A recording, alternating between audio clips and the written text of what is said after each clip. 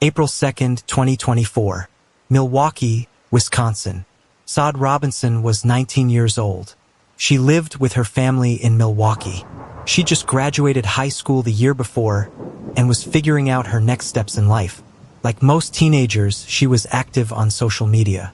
She had friends. She had dreams. She had her whole life ahead of her. And like millions of young people, Sade used dating apps. There's nothing unusual about that. If you want to stay updated on cases where justice must be served and victims' voices need to be heard, please like, share, subscribe, and turn on notifications. Every subscription helps bring awareness to these critical stories. In 2024, that's how people meet. Swipe right, start a conversation, see if there's a connection. In early April, Sade matched with someone. His name was Maxwell Anderson. He was 31 years old, 12 years older than Sade. They started talking. The conversations seemed normal. He seemed nice enough. No red flags. After chatting for some time, they decided to meet in person. The first date. They made plans for April 2nd. A Tuesday evening. They'd meet up, grab food, maybe walk around the lakefront. Simple, public, safe. Sade told her friends about the date. She told her family. She wasn't hiding anything. Just a normal first date with someone from a dating app. On the afternoon of April 2nd, Sade got ready. She picked out an outfit, did her hair, put on makeup. She probably felt those butterflies you get before meeting someone new. That mix of excitement and nerves. Around 6 p.m., Sade left her house. Maxwell was picking her up. She said goodbye to her family. They said goodbye back. Just another Tuesday. Just another date. Nobody had any reason to worry. Sade got into Maxwell's car. They drove off together. The plan was to head to the lakefront area. Milwaukee has a beautiful stretch along Lake Michigan. Parks, walking paths, benches overlooking the water. It's a popular spot, especially when the weather starts getting nice in April. As the evening went on, Sade's friends noticed her social media went quiet. No updates, no posts, no responses to messages. But at first, they didn't think much of it. Maybe the date was going well. Maybe she was busy talking. Maybe she'd update them later. Tuesday night turned into Wednesday morning. Still no word from Sade. By Wednesday morning, April 3rd, Sade's family was worried. This wasn't like her. Sade always checked in. She always answered her phone. She didn't just disappear without telling anyone. They tried calling her. Straight to voicemail. They tried texting. No response. They checked her social media. Nothing. Complete silence. At 10 a.m. on April 3rd, Sade's family called the Milwaukee Police Department. Their daughter was missing. The police took the report seriously. A 19-year-old goes on a first date with a stranger and then vanishes? That's not a person choosing to stay out. That's a potential emergency. Detectives were assigned to the case immediately. They started gathering information. When did the family last see Sade? Tuesday evening around 6 p.m. Who was she with? A man named Maxwell Anderson from a dating app. Where were they going? The lakefront. The detectives pulled up Maxwell Anderson's information. 31 years old. Local to Milwaukee. They needed to talk to him right away. They needed to know what happened on that date. They needed to know where Sade was. On Wednesday, April 3rd, detectives contacted Maxwell Anderson. They asked him about the date. They asked him when he last saw Sade. They asked him where she was now. Maxwell told them they'd gone out, hung out for a while, walked around, talked. Then he said he dropped her off and she went on her way. He claimed everything was fine, said he hadn't heard from her since. But detectives had questions. If you dropped her off safely, why hasn't anyone heard from her? Why is her phone completely off? Where exactly did you drop her off? What time was that? Maxwell's answers were vague. His timeline kept shifting. Something wasn't right about his story. The detectives could feel it. This man was hiding something. While detectives were questioning Maxwell Anderson, something else was happening in Milwaukee.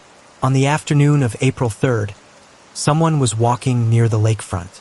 Just a regular person out for a walk. enjoying the spring weather, not expecting anything unusual. But then they saw something that didn't belong there, something that made them stop in their tracks. They pulled out their phone and dialed 911. Within minutes, police cars and emergency vehicles were rushing to the lakefront. Officers arrived at the scene. They approached the area the caller had described, and what they found there would change everything. In this story, we'll reveal what was discovered that day. What police found would turn a missing person case into something far more sinister, and it would make Maxwell Anderson's story fall apart completely. The truth about what happened on April 2nd was about to come to light. April 3rd, 2024, Milwaukee lakefront. The 911 call came in around 2 p.m. A civilian had found something disturbing near the water, something that looked like human remains. Police officers arrived within minutes. They cordoned off the area. They approached carefully, and when they saw what the caller had described, they immediately called for backup. This was beyond a regular patrol response. This required homicide detectives. This required the medical examiner. What they found was a human leg, severed, lying near the shoreline. Within an hour, the entire lakefront area was swarming with law enforcement. Milwaukee Police Department Homicide Division, crime scene investigators, the Milwaukee County Medical Examiner's Office, evidence technicians, everyone who responds when human remains are discovered. The area was searched thoroughly, and that's when they found more, another piece, and then another, all within a relatively small radius near the lakefront.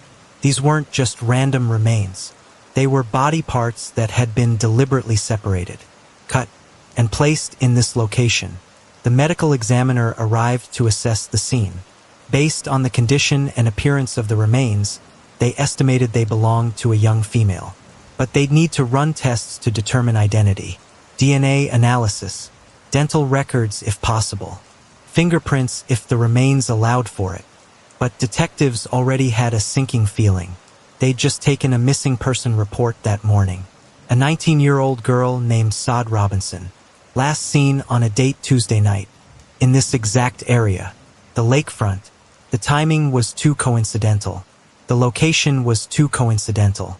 Everything pointed to one horrible conclusion.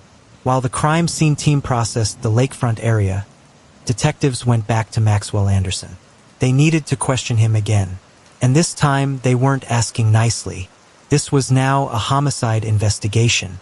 Maxwell was brought in for formal questioning on the evening of April 3rd. He was read his rights. The detectives made it clear this was serious. They'd found human remains in the area where he claimed to have been with Sade Robinson. And Sade was still missing. Maxwell stuck to his story initially. They'd hung out, walked around. Then he dropped her off. He didn't know anything about any remains. He didn't know where Sade was now. But detectives pressed harder. They told him about the timeline inconsistencies. They told him about the remains. They told him they'd be processing evidence from the scene. DNA evidence. Evidence that would tell them exactly who those remains belonged to. Maxwell's demeanor started to change. He became more nervous, more defensive. He asked for a lawyer. The questioning stopped. But the investigation didn't. Detectives obtained search warrants for Maxwell's vehicle, for his residence, for his phone records, for surveillance footage from the area. They were building a case, and they needed evidence, hard evidence. On April 4th, 2024, the search warrants were executed. Crime scene investigators descended on Maxwell Anderson's vehicle. They processed every inch of it, and what they found made their blood run cold. Blood, significant amounts of blood, in the trunk, in the back seat. Even attempts to clean it up were visible. Bleach marks, scrubbing patterns. Someone had tried to get rid of evidence. But blood is hard to eliminate completely, especially large quantities.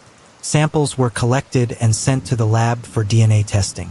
Results would take a few days, but detectives were confident. This was Sade Robinson's blood. They could feel it. The search of Maxwell's residence yielded more disturbing findings. Cleaning supplies, bleach, heavy-duty garbage bags, And in his bathroom, investigators found traces of blood in the drain. Someone had tried to wash something away, but forensic luminol testing revealed what the naked eye couldn't see.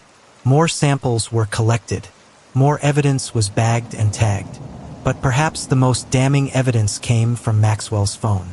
Digital forensics experts extracted data from his device. Text messages, call logs, internet searches, app usage, GPS location data, everything.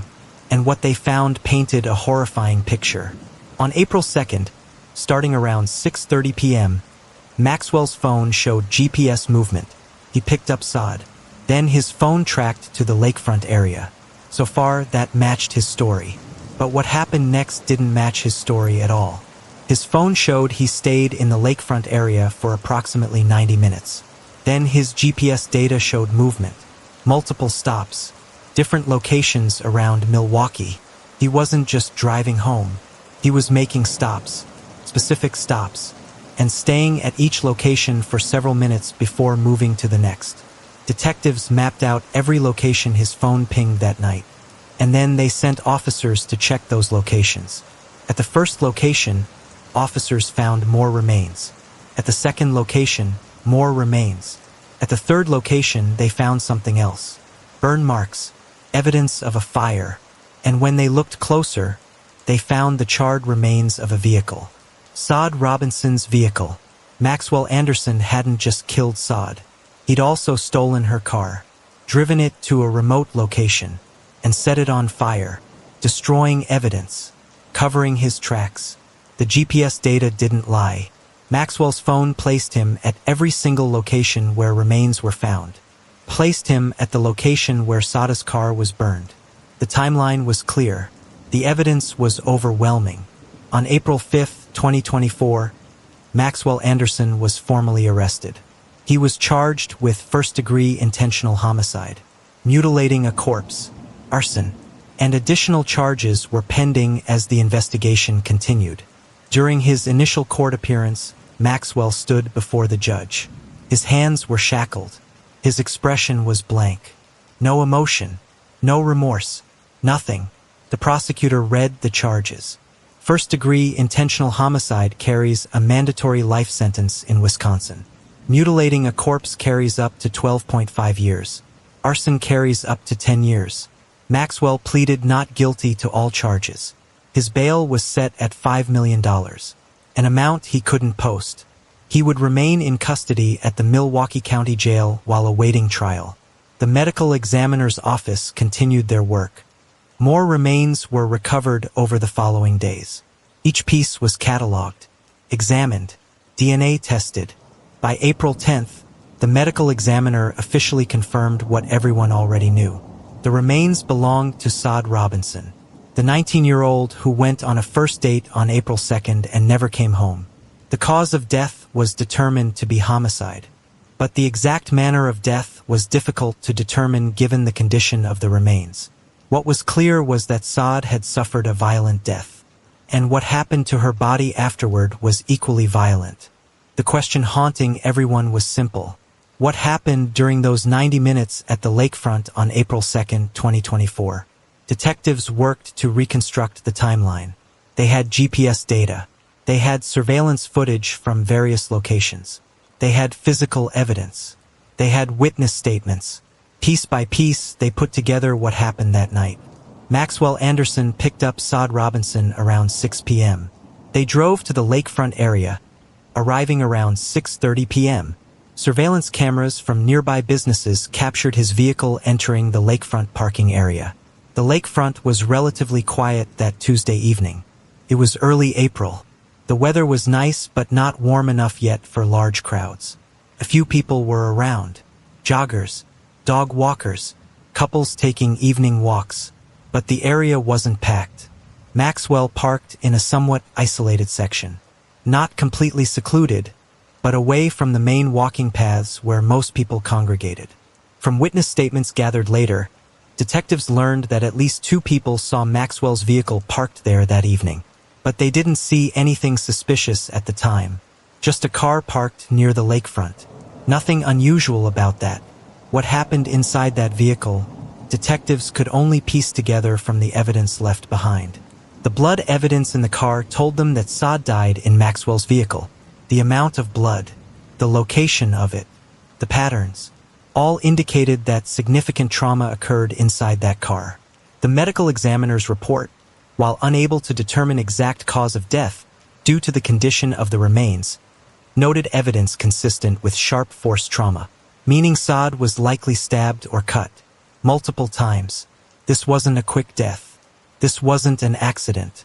This was sustained violence, brutal violence, the kind that takes time, the kind that requires intent. And it happened while Maxwell's car was parked at the lakefront, with people nearby, with joggers passing by, with the sun just beginning to set. Sade Robinson died in that car, and Maxwell Anderson was the one who killed her. But what happened next was somehow even more disturbing. After Sade died, Maxwell didn't panic. He didn't call 911. He didn't turn himself in. He didn't show any remorse or humanity.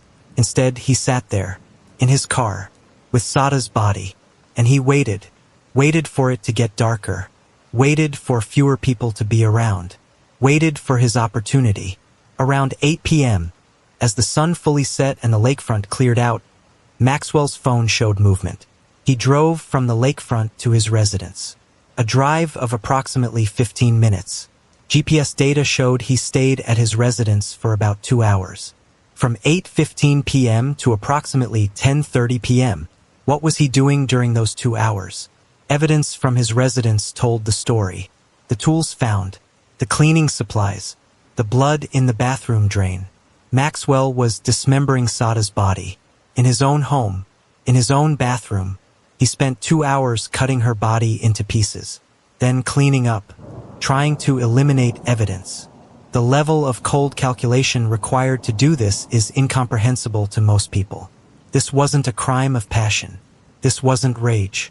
This was methodical, planned, executed with frightening precision. Around 10:30 p.m., Maxwell's phone showed movement again. He left his residence. And over the next several hours, his GPS data showed him stopping at multiple locations around Milwaukee. Each stop corresponded with a location where Sade's remains were later found. He was disposing of her body, scattering the pieces across the city, making identification difficult, making it harder for police to find all the evidence, making it harder to prove what he'd done. First stop was back at the lakefront. He returned to where he'd killed her, and he left some of her remains there, perhaps because it was convenient, perhaps because he was comfortable with that location, perhaps for reasons only he understood. Second stop was a wooded area on the north side of Milwaukee. He pulled off the road, walked into the woods, left more remains, then returned to his car and drove away. Third stop was near a creek. Same pattern. Park. Walk to a secluded spot. Dispose of evidence. Leave. Fourth stop was an industrial area. Behind an abandoned building. More remains left behind.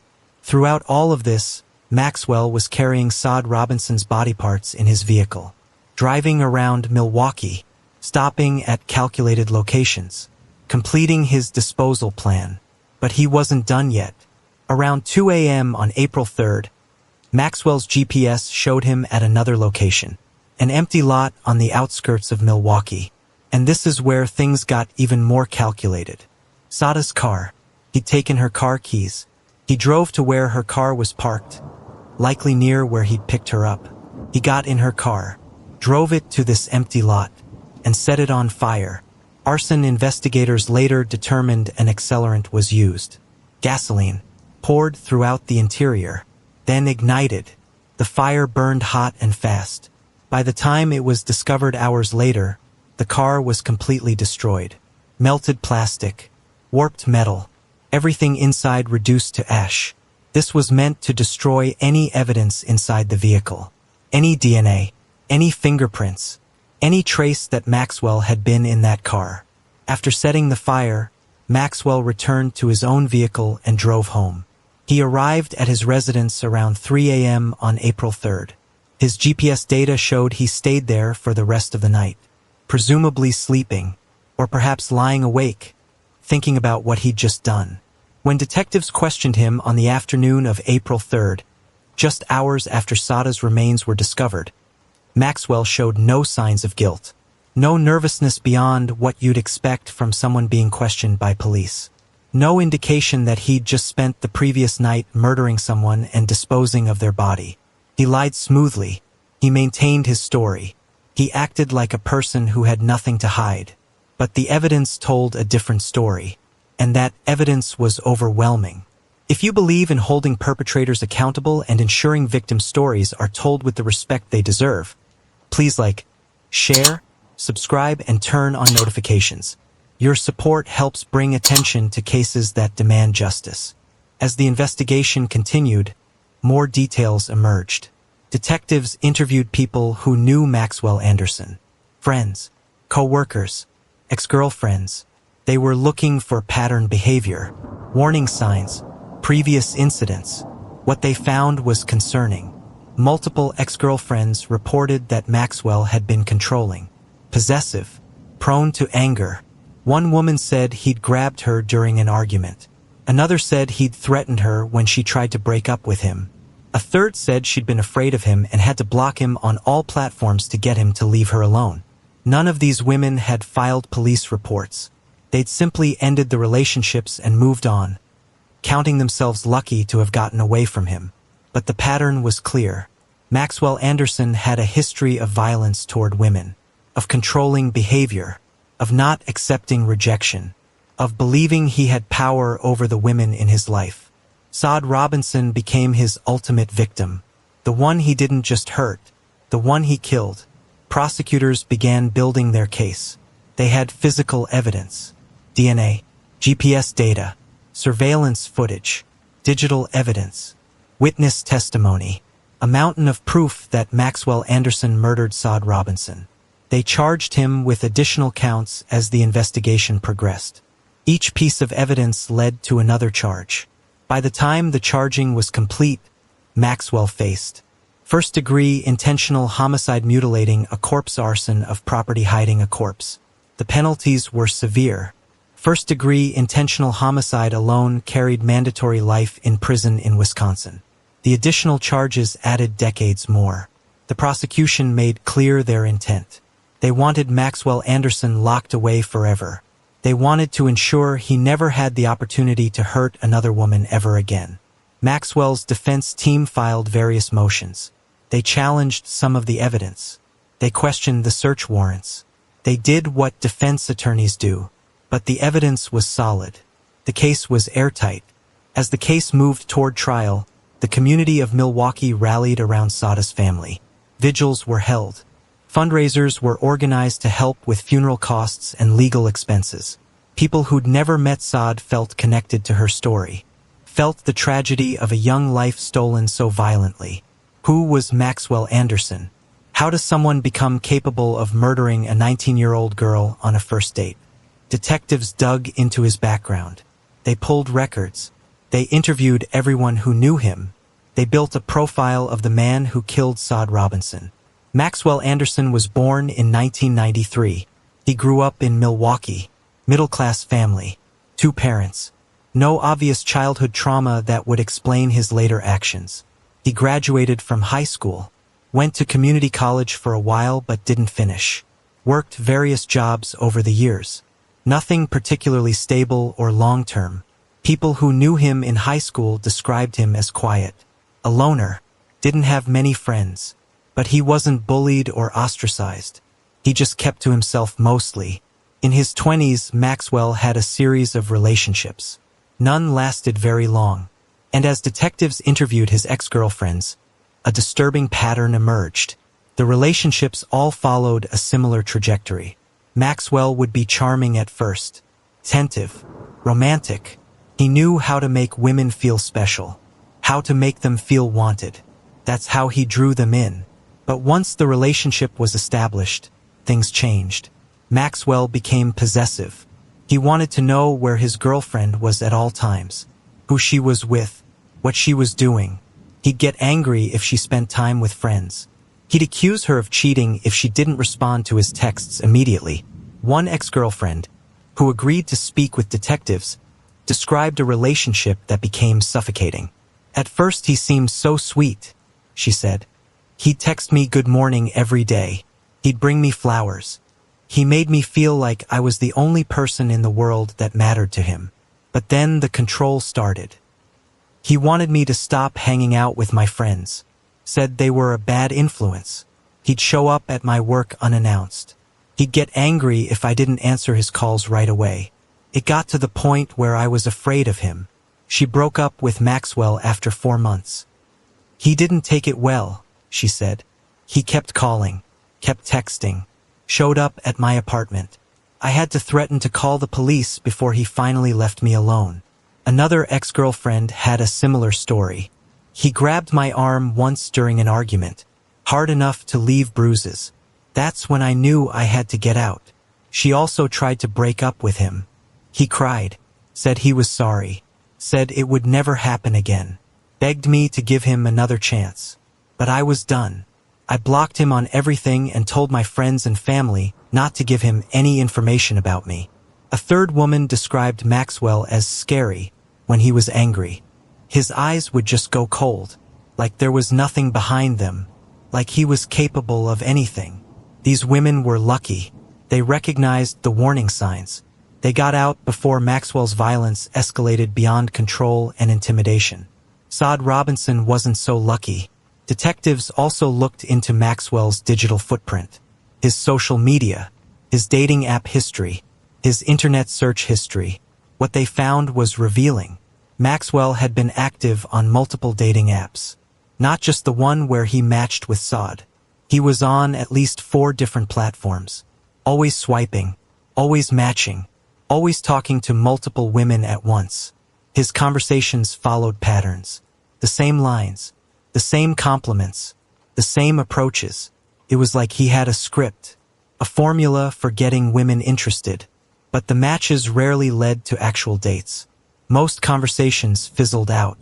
Women would stop responding, or they'd unmatch him, or they'd make excuses when he suggested meeting up. Maxwell's frustration with this was evident in some of his social media posts. He'd make comments about women, about how they didn't know what they wanted, about how nice guys always finish last. The kind of entitled, bitter posts that raise red flags. His internet search history was even more disturbing.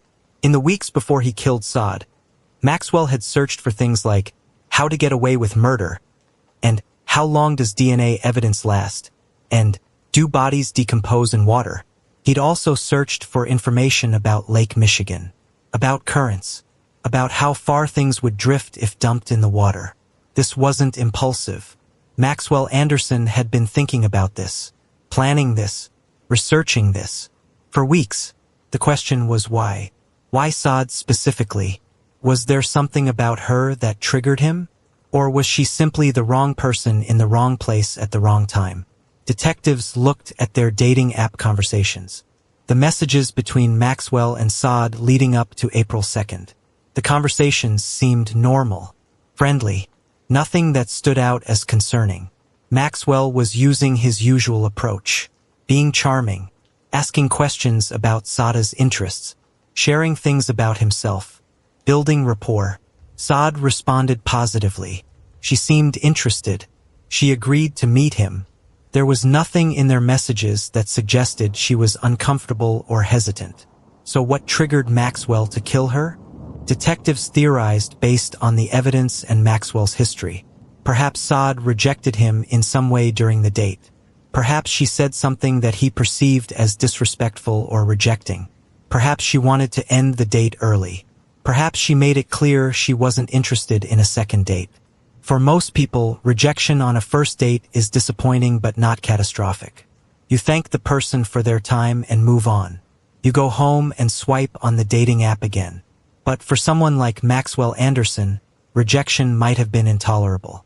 Given his history of not handling breakups well, given his pattern of possessive and controlling behavior, given his entitled attitude about women, the theory was that something happened during that date that made Maxwell feel rejected or disrespected. And his response was to kill her, to take away her autonomy completely, to exert ultimate control over her. It was speculation. Maxwell wasn't talking, but it fit his psychological profile, to fit his history, to fit the pattern. As the case moved forward, Maxwell remained in jail, held on $5 million bail. He had no visitors besides his lawyer. His family had distanced themselves. His friends, what few he had, wanted nothing to do with him. His defense attorney tried various strategies. First, they tried to get some of the evidence suppressed. They argued the search warrants weren't properly executed. The judge disagreed. The evidence stood. Then they tried to argue that Maxwell's statements to police should be excluded, that he'd been coerced. The judge reviewed the interrogation footage and found no coercion. Those statements also stood. The defense was running out of options. The evidence was overwhelming. The GPS data alone was damning. You can't argue with technology that places you at every crime scene at the exact times the crimes were being committed. In pretrial hearings, the defense hinted they might argue mental illness, that Maxwell wasn't in his right mind, that he should be found not guilty by reason of insanity. The prosecution was ready for that. They had mental health experts ready to testify, psychologists who'd evaluated Maxwell and found him competent, sane, fully aware of his actions and their consequences. The trial date was set for May 2025, more than a year after Sade's murder. The delay was standard for a case this complex. Both sides needed time to prepare. The evidence volume was massive. Hundreds of documents, thousands of photos, hours of surveillance footage, terabytes of digital evidence. For Sade's family, the wait was torture. They wanted justice. They wanted their day in court. They wanted to look Maxwell Anderson in the eye and tell him what he'd taken from them. But they had to wait. The justice system moves slowly, especially in capital cases. And while Wisconsin doesn't have the death penalty, this was still being treated with the same gravity. The murder of Sade Robinson sent shockwaves through Milwaukee and beyond. This wasn't just a local tragedy. This was a story that resonated with people everywhere. Because Sade's story could have been anyone's story. Any young person who'd ever used a dating app. Any parent whose child was dating. Any friend who'd watched their friend swipe through profiles looking for connection. Dating apps had become so normalized, so commonplace. People forgot they were meeting strangers. People forgot that you can't really know someone through a few text conversations and some photos. After Sade's murder, things changed. In Milwaukee, downloads of dating apps dropped by 30% in the month following her death. Young women especially became more cautious, more suspicious, more afraid. Safety features on dating apps were suddenly getting attention. The ability to share your location with friends. The ability to video chat before meeting in person. The verification systems that proved someone was who they claimed to be. But these features only work if people use them. And they only work if the person you're meeting hasn't mastered how to seem normal and trustworthy. Maxwell Anderson had verified profiles. He had normal conversations. He agreed to meet in public places. He did everything right from the outside. There was no way for Sade to know what he was really capable of. Parents in Milwaukee started having difficult conversations with their children. About dating. About safety. About the risks that exist even in situations that seem safe. The Milwaukee Police Department held community forums. They brought in experts on dating app safety, on recognizing warning signs, on staying safe when meeting someone new. The advice was practical. Always meet in very public places. Not just public, but crowded. Always tell multiple people where you're going and who you're meeting. Share your location in real time with trusted friends or family. Drive yourself or use a rideshare. Don't get in someone's car on a first date. Video chat before meeting in person to verify they're real. Trust your gut. If something feels off, leave. But even following all those rules doesn't guarantee safety. Because determined predators find ways around every precaution. Sade's family channeled their grief into action. They started a foundation in her name, the Sade Robinson Safety Foundation. Its mission was to educate young people about dating safety and to provide resources for families dealing with similar tragedies. They worked with local schools. They developed curriculum. They created pamphlets and videos.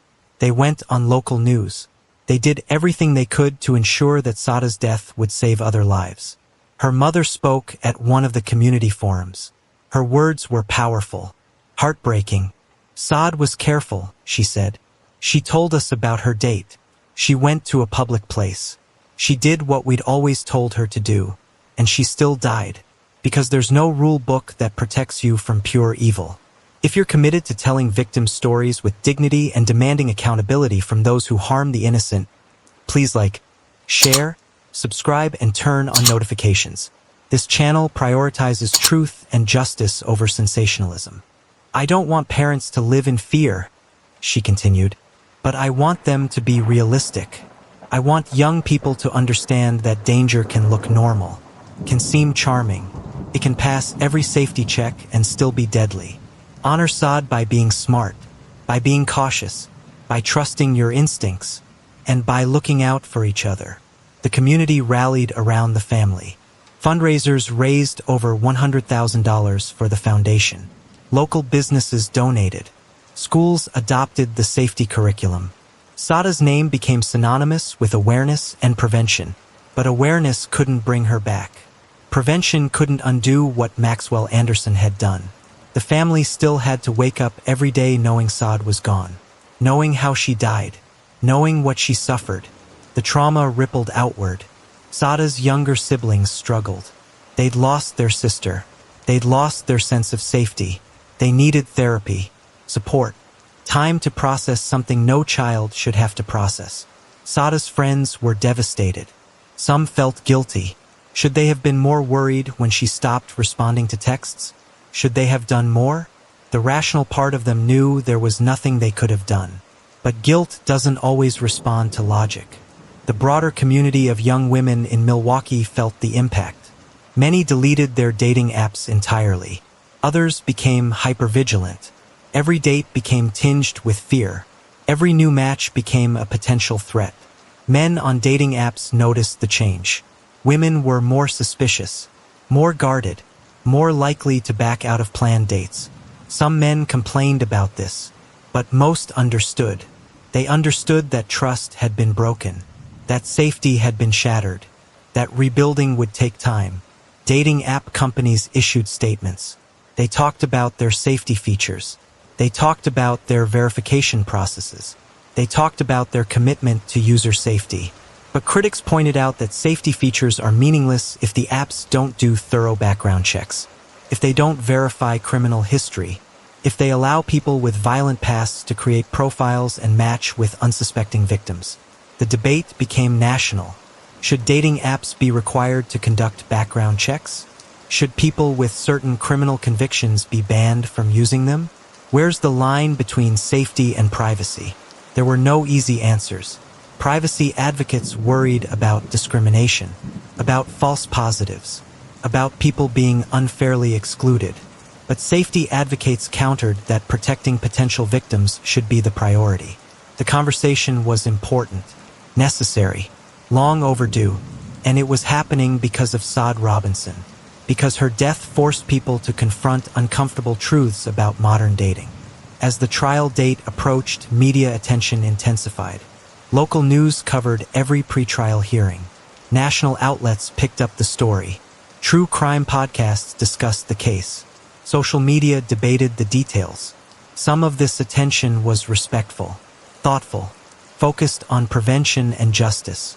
But some of it was exploitative, sensationalized, treating Sade's murder like entertainment rather than tragedy. Her family had to watch strangers dissect their daughter's death online, had to see her name trending, had to read comments from people who thought they knew what happened or what should happen next. It was another layer of trauma, another violation, but they endured it because they wanted justice, because they wanted Maxwell Anderson held accountable, because they wanted the world to remember Sade as more than just a victim. They shared photos of Sade smiling, videos of her laughing, stories about her personality, her dreams, her kindness. They humanized her in a way that the news coverage often failed to do. Because Sade Robinson wasn't just a murdered teenager. She was a daughter, a sister, a friend. a person with value and worth beyond how her life ended. And that's what her family wanted people to remember. May 2025. More than a year after Sade Robinson's murder, the trial finally began. Milwaukee County Circuit Court. The courtroom was packed. Sade's family sat in the front row. Media filled the gallery. Members of the public who'd followed the case waited in line for hours to get seats. Maxwell Anderson was brought in wearing a suit, his hands shackled, his expression blank. He showed no emotion as he sat at the defense table next to his attorneys. The jury had been selected over the previous week. 12 jurors and 3 alternates. The selection process was intense. Both sides wanted jurors who could handle the graphic evidence, who could remain impartial despite the horrific nature of the crime, who could separate emotion from facts. The judge gave preliminary instructions, explained the charges, reminded everyone that Maxwell was presumed innocent until proven guilty. Standard procedure. But given the evidence, that presumption felt almost absurd. Opening statements began. The prosecution went first. The lead prosecutor stood before the jury. On April 2, 2024, Sade Robinson was 19 years old. She had her whole life ahead of her. She made the mistake that millions of people make every day. She agreed to meet someone from a dating app, someone who seemed normal, someone who seemed safe, someone named Maxwell Anderson. Over the next several days, you're going to hear evidence. You're going to see photos. You're going to hear testimony.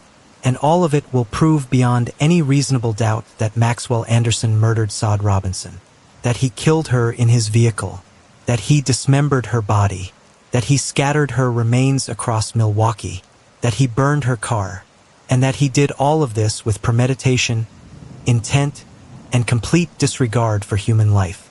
The prosecutor outlined the evidence, the GPS data, the DNA evidence, the physical evidence from Maxwell's car and home, the surveillance footage, the digital forensics, everything they planned to present. The evidence in this case is overwhelming, the prosecutor continued. It's not circumstantial. It's not based on theories or speculation. It's hard evidence, scientific evidence, evidence that places the defendant at every single location where Sade's remains were found, evidence that shows her blood in his vehicle, evidence that proves he killed her and then spent hours disposing of her body like she was trash. Sade Robinson deserved better. She deserved to live. She deserved a future. Maxwell Anderson took that from her. And we're going to prove it. The defense's opening statement was much shorter. Maxwell's attorney stood and addressed the jury. The prosecution has a lot of evidence. We're not disputing that. But evidence can be misleading. Evidence needs to be properly interpreted. And evidence doesn't always tell the complete story. The defense was going with a strategy of creating doubt. Not denying Maxwell was involved, but suggesting the narrative wasn't as clear-cut as the prosecution claimed. You're going to hear testimony that will raise questions. Questions about the timeline. Questions about what really happened that night. Questions about my client's mental state. We ask that you listen carefully, consider all the evidence, and remember that the burden of proof is on the prosecution. It was a weak opening, and everyone in that courtroom knew it, but the defense didn't have many options. The evidence was damning. Now it was the defense's turn, and everyone wondered what they could possibly say, how they could defend the indefensible. The prosecution began presenting their case, witness by witness, piece of evidence by piece of evidence, building their narrative methodically. First witness was Sade's mother. She testified about Sade's character, about her daughter's plans for the future, about the last time she saw Sade alive, about reporting her missing. It was emotional testimony. Sade's mother cried. The jury listened with visible sympathy. Maxwell stared straight ahead, showing nothing. Next was the detective who took the missing person report. He walked through the initial investigation, how they identified Maxwell as the last person to see Sade, how they contacted him, how his story immediately raised concerns. Then came the Milwaukee police detective who led the homicide investigation. He testified about the discovery of remains on April 3rd, about the subsequent searches, about finding more remains at multiple locations. The prosecution showed photos, crime scene photos, photos of where the remains were found. They were graphic, disturbing. Several jurors looked away. One appeared to be fighting tears. The medical examiner testified next. He explained his findings, the condition of the remains, the evidence of sharp force trauma, the determination of homicide. It was clinical testimony, but the clinical descriptions of what was done to Sade's body were arguably more disturbing than the photos. The systematic dismemberment, the deliberate separation, the cold calculation. The DNA analyst testified about the blood found in Maxwell's vehicle. She explained how they matched it to Sade. The probability was 1 in several trillion that it could be anyone else. It was Sade's blood, without question. The digital forensics expert testified about Maxwell's phone, about the GPS data, about his movements the night of April 2nd and into April 3rd. She showed the jury a map with his locations plotted. Each dot on the map corresponded with a location where remains or evidence were found. The correlation was impossible to ignore. The jury could see it. The defense couldn't explain it away. Surveillance footage was played. Maxwell's vehicle entering the lakefront area, leaving, stopping at various locations throughout the night, arriving at where Sade's car was later found burned. The arson investigator testified about the burned vehicle, about the accelerant used, about the intensity of the fire, about how it was clearly intentional. Day after day, the prosecution built their case. Each witness added another piece. Each piece of evidence made the picture clearer. Maxwell killed Sade, dismembered her, scattered her remains, burned her car. The evidence was overwhelming. The defense tried to cross-examine, tried to create doubt, asked questions about the timeline, about whether the GPS could be wrong, about whether the DNA could have been contaminated. But the witnesses were prepared. The evidence was solid. Every question the defense raised had an answer. After 2 weeks, the prosecution rested. They'd presented everything they had, everything they needed. The defense began their case knowing they faced an uphill battle. The evidence against Maxwell Anderson was overwhelming. But they had to try. They had to present something. They had to give the jury a reason, any reason, to find out. Their strategy became clear from their first witness. They were going with a mental health defense. They called a psychiatrist who'd evaluated Maxwell.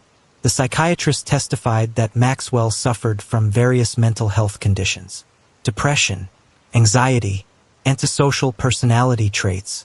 Under questioning from the defense, the psychiatrist suggested these conditions could have impaired Maxwell's judgment, could have affected his ability to understand the consequences of his actions, could have contributed to what happened that night. But then came the cross-examination. The prosecutor asked the psychiatrist directly, "Did Maxwell Anderson know right from wrong on April 2nd, 2024? Yes," the psychiatrist had to admit. Did he understand that killing someone was wrong? Yes. Did he understand that dismembering a body was wrong? Yes. Did he understand that burning evidence was wrong? Yes. So despite his mental health conditions, Maxwell Anderson knew exactly what he was doing, knew it was wrong, and did it anyway? That's one interpretation. That's not an interpretation, doctor. Those are facts based on your own evaluation, aren't they? The psychiatrist had to agree. The defense's mental health strategy was crumbling. Having mental health issues doesn't excuse murder. It doesn't explain the calculated disposal of evidence. It doesn't justify spending hours dismembering a body and scattering the pieces. The defense called character witnesses, people who knew Maxwell, who said he was quiet, kept to himself, never seemed violent. But the prosecution's cross-examination was devastating. They asked these witnesses if they knew about Maxwell's ex-girlfriends, about his pattern of controlling behavior, about his inability to handle rejection. Most of the witnesses didn't know. They'd only seen the public Maxwell, the mask he wore, not the real person underneath. The defense tried to create doubt about the timeline. They suggested maybe Maxwell wasn't at all those locations. Maybe his phone was, but he wasn't necessarily with his phone. The prosecutor destroyed this argument quickly. So your theory is that on the same night Sade Robinson disappeared, Maxwell Anderson's phone coincidentally visited every location where her remains were later found. But Maxwell himself wasn't actually there? When put that way, it sounded absurd. Because it was absurd. The defense attempted to suggest maybe someone else was involved. Maybe Maxwell wasn't acting alone. Maybe he was coerced or forced. But they had no evidence of this. No mysterious accomplice. No threatening messages. Nothing. It was pure speculation. After just 3 days, the defense rested. They'd presented everything they had. It wasn't much. It wasn't enough. Closing arguments began. The prosecution went first. Ladies and gentlemen of the jury, over the past 3 weeks you've heard testimony from numerous witnesses. You've seen overwhelming evidence. And all of that testimony and evidence points to one inescapable conclusion. Maxwell Anderson murdered Sade Robinson. The prosecutor walked through the evidence again. The GPS data, the DNA, the surveillance footage, the physical evidence, the timeline, every single piece that proved Maxwell's guilt. The defense wants you to believe this is complicated, that there are questions, that there's doubt, but there isn't. This is actually very simple. Maxwell Anderson picked up Sade Robinson on April 2nd. He killed her in his vehicle. He took her body to his home and dismembered it. He spent the night scattering her remains across Milwaukee. He burned her car to destroy evidence. And then he lied to police when they questioned him. That's not mental illness. That's not a mistake. That's premeditated murder.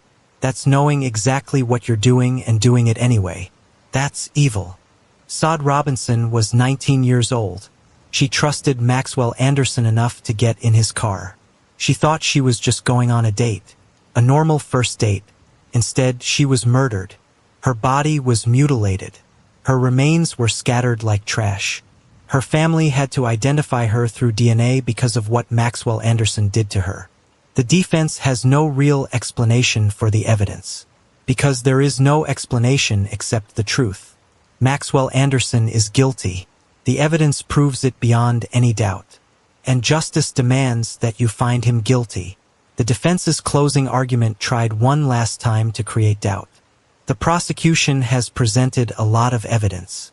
We're not disputing that evidence exists, but you have to ask yourselves, does the evidence really prove what they claim it proves? Does it prove Maxwell intended to kill Sade? Or could this have been an accident that spiraled out of control? It was a desperate argument. How is dismemberment and disposal an accident? My client has mental health issues. That's documented. Those issues affected his judgment, affected his ability to think clearly. You don't have to excuse what happened, but you do have to consider whether he truly had the intent required for first-degree murder. The prosecution wants you to be angry. They want you to convict based on emotion, but you swore an oath to base your decision on evidence and law. Not anger, not emotion, evidence and law. We ask that you consider all possibilities, that you don't rush to judgment, that you hold the prosecution to their burden of proof beyond reasonable doubt. It was the best argument the defense could make given the circumstances, but it wasn't convincing, not against the mountain of evidence the prosecution had presented. The judge gave jury instructions, explained the law, explained the charges, explained how to evaluate evidence, explained what reasonable doubt means. Then the jury was dismissed to deliberate. Sade's family waited. Maxwell's family, what little remained loyal to him, waited. The media waited. The public waited. The jury deliberated for 2 days. 2 long days where everyone wondered what was taking so long. The evidence seemed so clear. What could they possibly be discussing? On day 3 of deliberations, word came. The jury had reached a verdict. Everyone rushed back to the courtroom. Sade's family, media, public observers, everyone who'd been following this case. Maxwell was brought in, shackled, emotionless as always. The judge asked if the jury had reached a verdict. The foreperson stood. "We have, Your Honor. On the count of first-degree intentional homicide, how do you find?" "Guilty." Sade's mother broke down crying. Her family held each other. Finally, justice. "On the count of mutilating a corpse, how do you find?" "Guilty." "On the count of arson, how do you find?" "Guilty." "On the count of hiding a corpse, how do you find?" "Guilty." Guilty on all counts. Every single charge. Maxwell showed no reaction, no emotion, nothing. Even now, facing mandatory life in prison, he remained blank. The judge thanked the jury and dismissed them. Sentencing would be scheduled for a later date. But in Wisconsin, first-degree intentional homicide carries a mandatory sentence of life in prison without the possibility of parole. Maxwell Anderson would die in prison. He would never be free again. He would never have the opportunity to hurt another person. Outside the courtroom, Sade's family spoke to the media. Her mother's words were powerful. "Today we got justice for Sade, but justice doesn't bring her back. Justice doesn't undo what Maxwell Anderson did to her. Justice doesn't heal our broken hearts, but it does ensure that he can never do this to anyone else. And that matters. That has to matter." 6 weeks after the guilty verdict, Maxwell Anderson returned to court for sentencing. This was the moment Sade's family had been waiting for. The moment they could finally speak directly about the impact of Maxwell's actions. The moment they could tell him exactly what he'd taken from them. The courtroom was packed again. Everyone wanted to see Maxwell Anderson receive his sentence. Everyone wanted to hear what Sade's family would say. Maxwell was brought in. Same blank expression. Same lack of emotion. Same emptiness behind his eyes. The judge began the proceedings. "We're here for the sentencing of Maxwell Anderson, who has been convicted on all counts. Before I impose sentence, the victims' families have the right to address the court and the defendant. I'll now hear victim impact statements." Sade's mother approached the podium first. She held papers in her shaking hands, took a deep breath, and began to speak. "Maxwell Anderson, you took my daughter from me. You took a beautiful, vibrant, loving 19-year-old girl who had her whole life ahead of her. You took her because she made the mistake of trusting you, of believing you were a normal person, of thinking she was just going on a date." Her voice broke, but she continued. "You didn't just kill her. You destroyed her. You cut her body into pieces. You scattered her remains across the city like she was garbage. Like she meant nothing.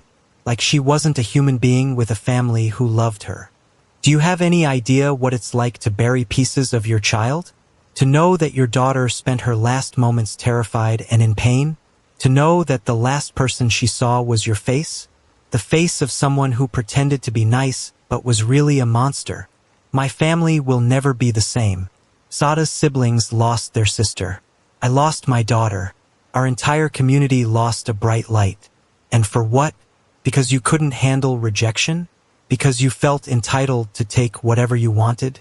Because you're too broken to understand that other people have value? I hope you spend every single day for the rest of your life thinking about what you did. I hope Sade's face haunts you. I hope you never know peace. Because you don't deserve peace. You deserve exactly what you're getting. Life in prison. Alone. Forgotten. That's more mercy than you showed my daughter." She looked directly at Maxwell. He stared back with no expression. No remorse. Nothing. She walked back to her seat, crying. Sade's younger sister spoke next. "Sade was my best friend. She was supposed to be at my graduation, at my wedding. She was supposed to meet my kids someday. You took all of that away. You took my future with my sister. I hate you. I will hate you every day for the rest of my life." One by one, family members spoke. Friends spoke. Everyone whose life Sade had touched. Everyone who was devastated by her loss. Maxwell sat through all of it showing nothing.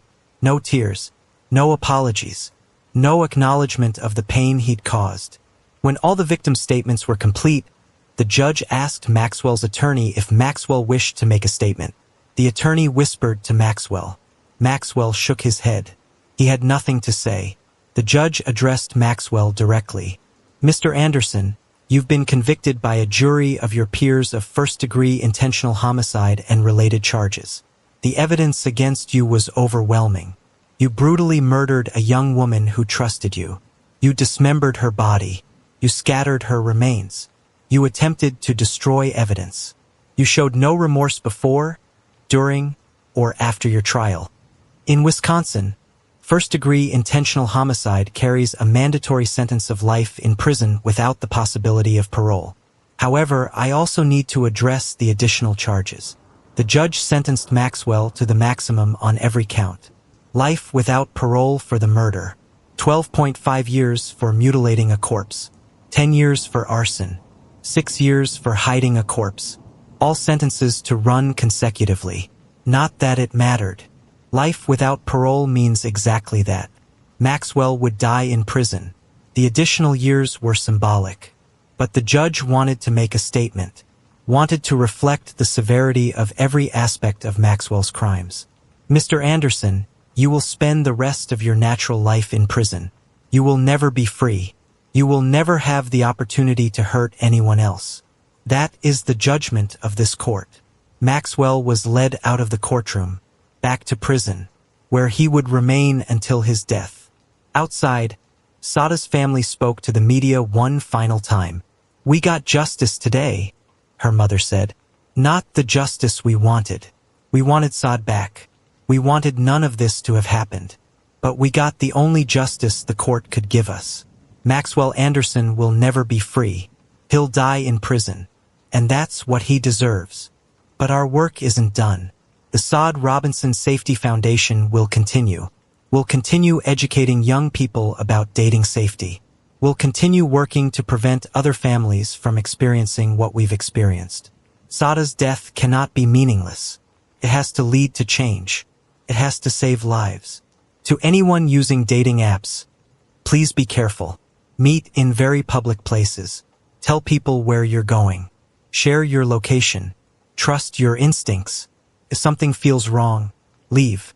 Your safety is more important than being polite. Your life is more important than giving someone a chance. Sade was careful. She did what she was supposed to do, and she still died, because Maxwell Anderson was evil. But we can't let that make us paralyzed with fear. We have to be smart. We have to be cautious. We have to look out for each other. Remember Sade Robinson. Remember her smile, her kindness, her dreams. Don't just remember her as a victim. Remember her as a person who deserved so much more than what Maxwell Anderson gave her. The case of Sade Robinson shook Milwaukee. It changed how an entire generation viewed dating apps. It forced uncomfortable conversations about safety, about trust, about the dangers that can hide behind normal-seeming profiles. Maxwell Anderson is currently serving his sentence at a maximum security prison in Wisconsin. He's in protective custody because even among prisoners, his crime is considered particularly heinous. He receives no visitors. He has no contact with the outside world beyond his lawyers. He will spend decades behind bars. And when he eventually dies, probably as an old man still locked in a cell, no one will mourn him.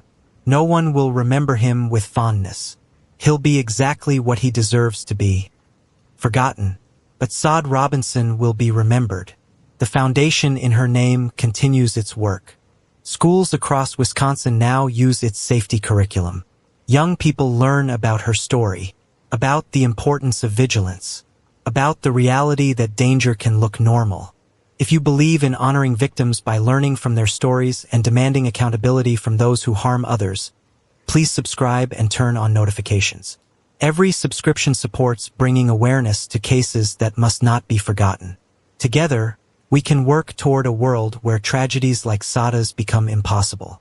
The trial may be over, the sentence handed down, Maxwell Anderson locked away forever. But the impact of Sade's murder continues. It ripples outward through every person who hears her story, every young person who thinks twice before getting in a stranger's car, every parent who has difficult conversations about safety, every friend who insists on sharing locations before dates. That's Sade's legacy, not the horrible way she died, but the lives saved because people learned from her tragedy. Rest in peace, Sade Robinson. You deserved so much better. But your story will ensure others have the chance you were denied. The chance to live, to grow, to thrive, to be safe. And Maxwell Anderson? He'll rot in prison, alone, forgotten, exactly as he deserves. Justice for Sade Robinson.